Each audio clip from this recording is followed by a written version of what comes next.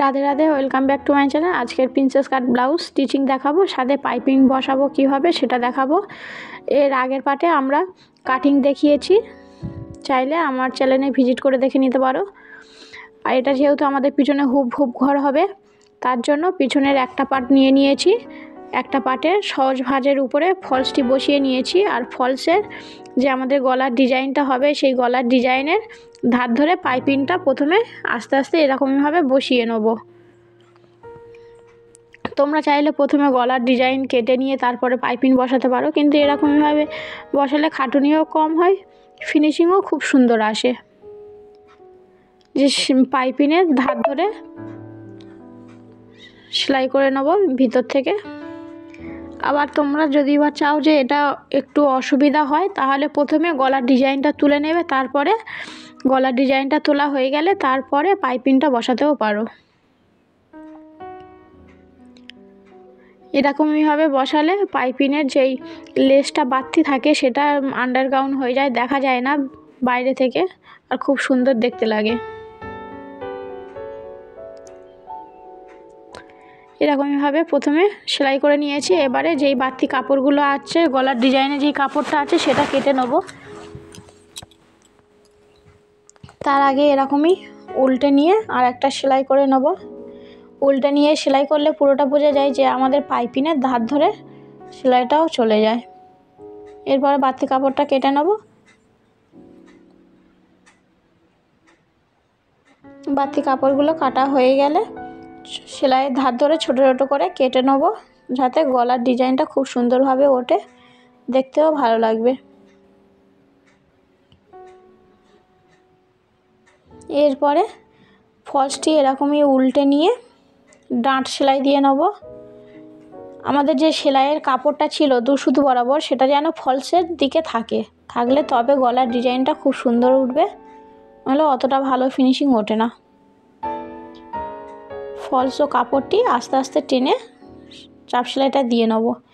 এরপরে ফলসটি পুরোপুরি উল্টে নেব। উল্টে নিয়ে আর একবার চাপ সেলাই দিয়ে নেব।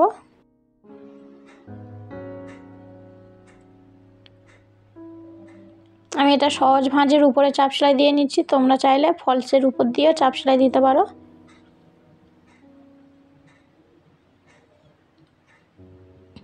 এরপরে ফলস ও ব্লাউজের যেই কাপড়টা আছে পুরোটা সেলাই করে নেব। কোনোটা কিন্তু টানাটানি করব না, টানাটানি করলে ছোট বড় হয়ে যাবে। যেমন আছে সেরকমই আস্তে আস্তে সেলাই করে নেব পুরোটা। সেলাই হয়ে গিয়েছে। এরপরে যেই বাড়তি কাপড়গুলো আছে একটু করে করে কেটে বাদ দিয়ে নেব। বাড়তি কাপড় রাখবো না, রাখলে ফিনিশিং ভালো আসে না, সেলাইয়ের সময় অসুবিধা হয়। এটা যেহেতু আমাদের ডান দিকের পার্ট, তার জন্য এটা আমাদের হুপ ঘর হবে। হুপ ঘরের পট্টিটা একটু চওড়া মতন নেব, নিলে দেখতে ভালো লাগবে। প্রথমে আমরা সহজ ভাঁজে হুপ পট্টিটা এরকমভাবে বসে নেব। যেহেতু আমাদের উপরে গলার ডিজাইন হয়ে গিয়েছে, তার জন্য উপরের দিকে একটু হাফ ইঞ্চি মতন কাপড় বেশি রাখবো, রেখে প্রথমে সেলাই করব। এরপরে আর একটা চাপ সেলাই দিয়ে নেব, নিয়ে এটা উল্টে নিয়ে আর একটা সেলাই দিয়ে নেব, দিলে আন্ডারগ্রাউন্ডভাবে সেলাই হয়ে যাবে, দেখতেও ভালো লাগবে। এরকমই করে প্রথমে কিন্তু যে হাফ ইঞ্চিটা কাপড় বেশি নিয়েছিলাম সেটা প্রথমে এরা উল্টে সেলাই করে নেব, নিলে ওটা সুন্দর ফিনিশিং আসে, দেখতেও ভালো লাগে। আর এক রকম প্রসেস আছে, সেটা আমি অন্য সময় দেখাবো।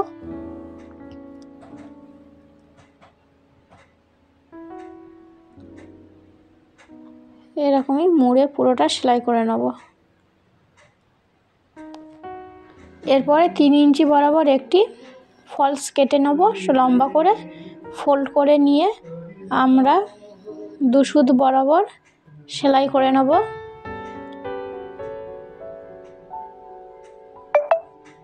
পুরোটা এরকমইভাবে সেলাই করে নেব, নিয়ে ফলসটি এরকমই উল্টে নিয়ে আর একটা চাপ সেলাই দিয়ে নেব, দিলে কোমরের যে পট্টিটা আছে খুব সুন্দরভাবে ভিতরের দিকে মুড়ে যাবে। এরপরে এটা আমরা হেম সেলাই করে নেব। পরে এরপরে সামন পাটটি নিয়ে নেব। সামন পাটে পেপার পেস্টিং বসিয়ে নিয়েছি গলার ডিজাইনে। এরপরে মেন কাপড়ের উপরে সহজ ভাঁজের উপরে আমরা ফলসটি বসিয়ে নেব। সেলাইয়ের সুবিধার্থে প্রথমে পিন করে নেব। পিন করে নিলে কাপড় ও ফলসটি সরে যাবে না সেলাইয়ের সময়, নাহলে কাপড় ও ফলসটি সরে যায়, ফিনিশিংও ভালো আসে না।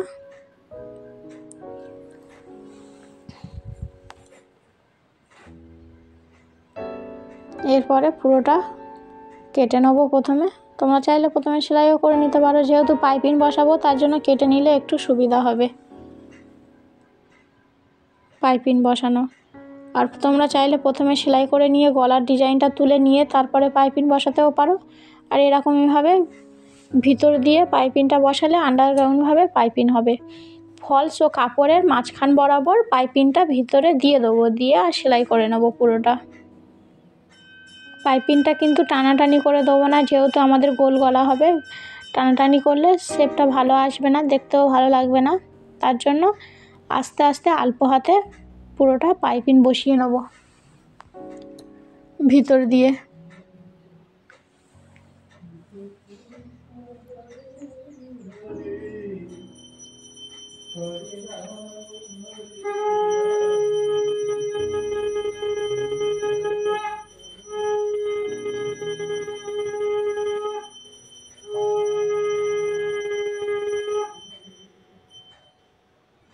হয়ে গিয়েছে। এরপরে পিনগুলো খুলে নেব, নিয়ে যেই পাইপিংটা বসিয়েছি পাইপিংটা কেটে নিয়েছি, নিয়ে আর একবার উল্টো পিঠ থেকে পুরোটা সেলাই করে নেব।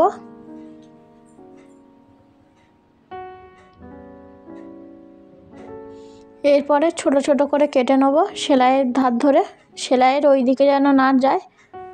যদি বা সেলাইয়ের ওই দিকে চলে যায় তাহলে আবার কিন্তু সেলাই করতে হবে। এরপরে ফলসটি এরকমইভাবে উল্টে নিয়ে ফলসের উপর দিয়ে একটা চাপ সেলাই দিয়ে নেব। আর যেই সেলাইটা হয়েছে দুশুদ বরাবর, ওই সেলাইটা যেন আমাদের ফলসের চাপ সেলাইয়ের পাশেই থাকে, কাপড়ের দিকে যেন না যায়। এরপরে উল্টে নিয়ে গলার আর একবার চাপ সেলাই দিয়ে নেব পুরোটা।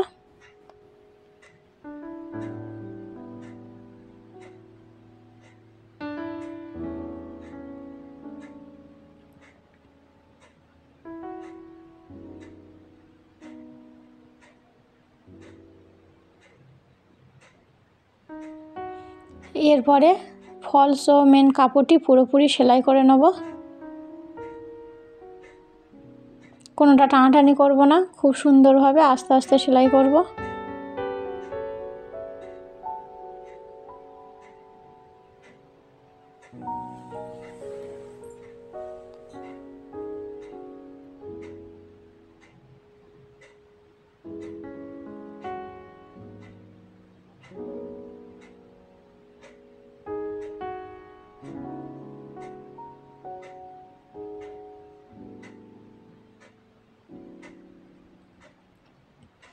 এরপরে যেই বাড়তি কাপড়গুলো আছে কেটে বাদ দিয়ে নেব।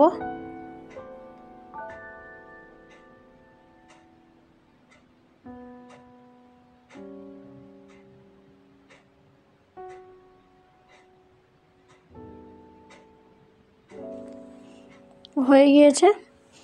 এরপরে যে আমরা প্রিন্সেস কাটের যেই পাইপিং বসাবো, সেটা প্রথমে আমরা কিন্তু সেলাইয়ের আগে পাইপিং বসিয়ে নেব। দেখতে পাচ্ছ কেমনভাবে বসাচ্ছি। আমাদের যে সেলাই যাবে সেলাইয়ের ধার ধরে পাইপিংটা বসিয়ে নেব পুরোটা। বসিয়ে নিয়েছি। এরপরে যে প্রিন্সেস কাটের আর একটা পার্ট আছে সেটা প্রথমে আমরা ফলস ও কাপড়টি পুরোপুরি সেলাই করে নেব। এরকমভাবে দুটো একইভাবে দুটো দুই দিকে মুখ করে নেব, আর দুটো একদিকে থাকবে। সহজ উল্টো ভাঁজে প্রথমে ফলসটি পুরোটা বসিয়ে নেব সেলাই করে।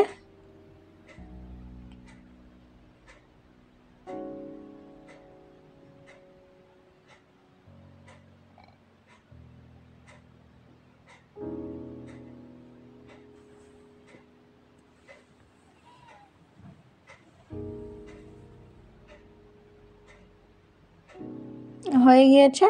এরপরে যে বাড়তি কাপড়গুলো আছে কেটে বাদ দিয়ে নেব, নইলে প্রিন্সেস কাটে যখন শেপ দেবো তখন ফিনিশিংটা ভালো আসবে না।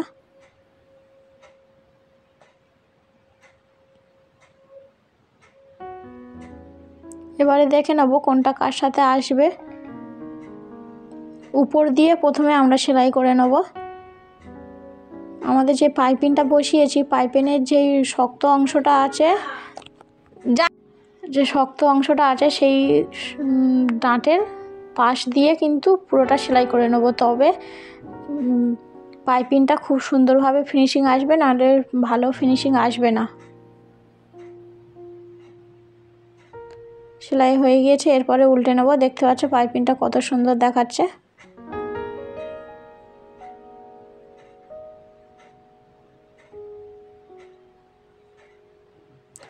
তোমরা যদি বা সিলিকন প্যাড বসাতে চাও, প্রথমে সিলিকন প্যাডটা বসিয়ে নেবে ফলসের উপর দিয়ে। এরপরে একইভাবে এই দিকটাও সেলাই করে নেব। উপর দিয়ে কিন্তু নিচের দিকে সেলাই করে আসব। ছোট বড় হবে না, তবুও যদি বা ছোট বড় হয় তাহলে নিচের দিক থেকে কেটে বাদ দিয়ে দেবো, কিন্তু মহড়ার দিকে কেটে বাদ দিলে শেপটা ভালো আসবে না।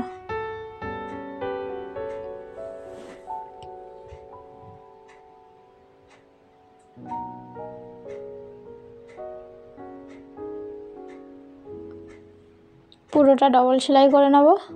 হয়ে গিয়েছে আমাদের। এরপরে কোমর পট্টি বসিয়ে নেব। কোমর পট্টি বসানোর জন্য একইভাবে 3 ইঞ্চির একটি ফলস কাপড় নিয়ে নেব।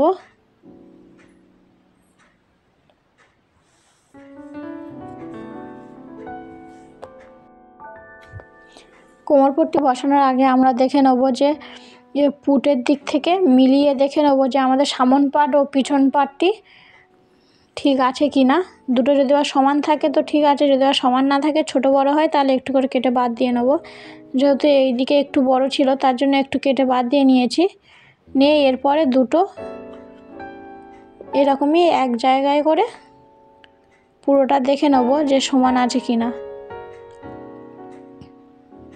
ব্যাক পার্টের সাথে আমরা সামন পাটে মিলিয়ে দেখেছি, এক সাইডটা কেটে নিয়েছি, একইভাবে অন্য সাইডটা কেটে নেব। কেটে নিলে তবে আমাদের কিন্তু কোমরটা সামন পাট ও পিছন পাটের কোমর সমানভাবে থাকবে, নইলে ছোট বড় হয়ে যাবে।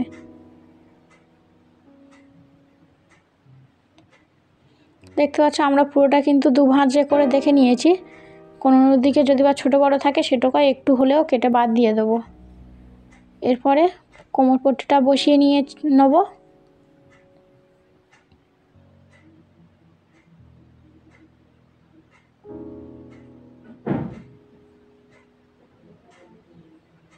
কোমর পট্টি বসানো হয়ে গিয়েছে। কোমর পট্টির উপর দিয়ে আর একটা চাপ সেলাই দিয়ে নেব। এই চাপ সেলাইটা দিয়ে নিলে তাহলে কিন্তু আমরা কোমর পট্টিটা যখন উল্টাবো খুব সুন্দরভাবে ফিনিশিং আসবে। উল্টে নিয়ে এরপরে আমরা হাতে হেম সেলাই করব, এটা মেশিনে সেলাই করব না কিন্তু। এরপরে কাঁধ জুড়ব। এর জন্য প্রথমে সহজ ভাঁজে নেব দুটো, সামন পাট ও পিছন পাট সহজ ভাঁজে নিয়ে প্রথমে সেলাই করে নেব, নিয়ে তারপরে উল্টে দেবো। একইভাবে অন্য দিকটাও এরকমইভাবে সেলাই করে নেব।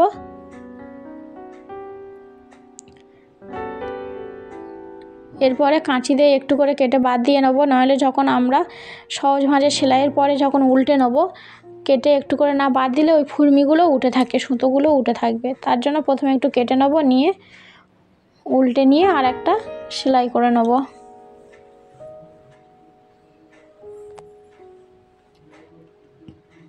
ডবল সেলাই করে নেব।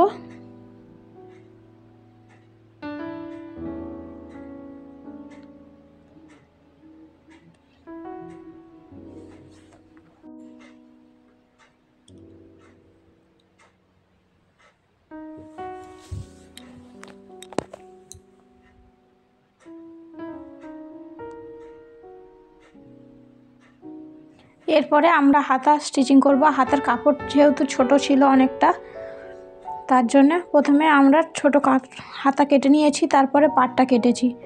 কাপড় আর পাড় যখন ছোট বড় থাকে তখন এরকমভাবে কেটে নিতে পারো। এরপরে পাড়ের ধার ধরে একটা পাইপিং বসিয়ে নেবো প্রথমে।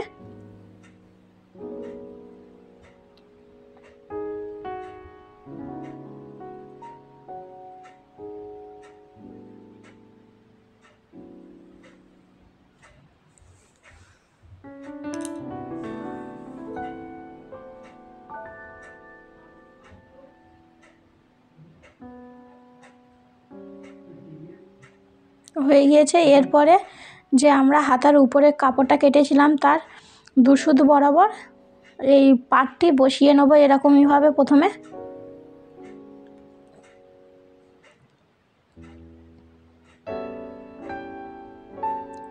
এরপরে এটা সমান করে কেটে নেবো, যেহেতু ছোট বড় আছে নিচেও পাইপিং বসাবো তার জন্য।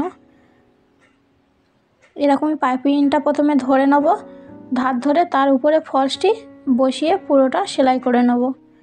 এরকমই একসাথে করতে পারো, না হলে প্রথমে পাইপিংটা বসিয়ে নিয়ে তারপরে ফলসটি সেলাই করতে পারো।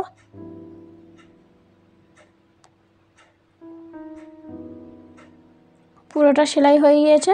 এরপরে ফলসটি উল্টে নেব, উল্টে একটা চাপ সেলাই দিয়ে নেব।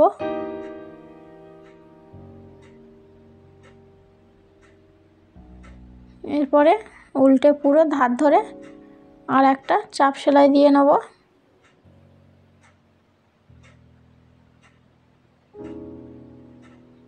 এরপরে ফলস হাতা যে কাপড়টি আছে পুরোটা সেলাই করে নেব। কোনোটা টানাটানি করব না, টানাটানি করলে ছোট বড় হয়ে যাবে, তার জন্য যেমন আছে সেরকমভাবে আস্তে আস্তে সেলাই করে নেব।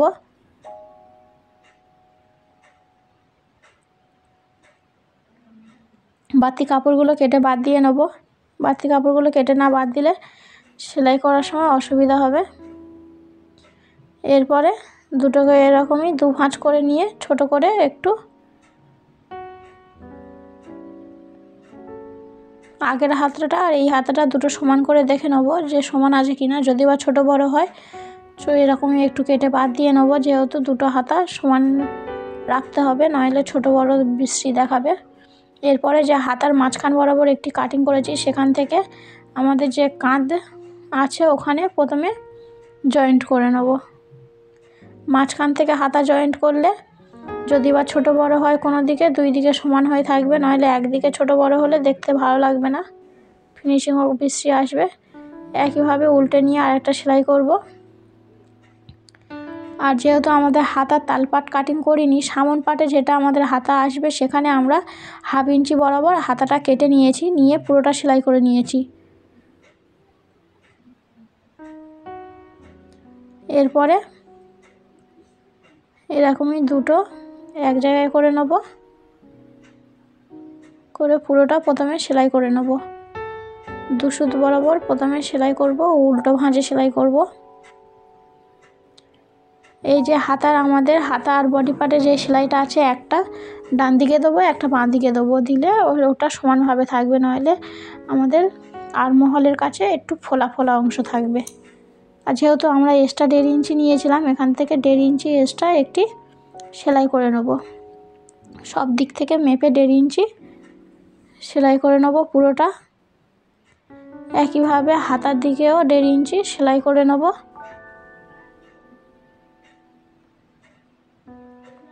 হয়ে গিয়েছে।